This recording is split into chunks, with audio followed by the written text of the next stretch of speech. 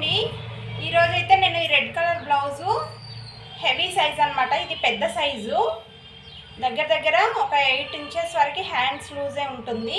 వీళ్ళకి బ్లౌజ్ అనేది శారీలో వచ్చిన పీస్ సరిపోదు. అలా సరిపోని వాళ్ళ కోసం నేనైతే ఇలా స్టిచ్ చేస్తాను. మనకు హ్యాండ్స్కి అయితే నేను బ్లౌజ్లో ఉన్న క్లాతే పెట్టడానికి ట్రై చేస్తాను. కాకపోతే సరిపోనప్పుడు మాత్రము ఇలా పెడతా అన్నమాట. చాలా తక్కువ క్లాత్ వచ్చిన వాళ్ళకి మాత్రమే.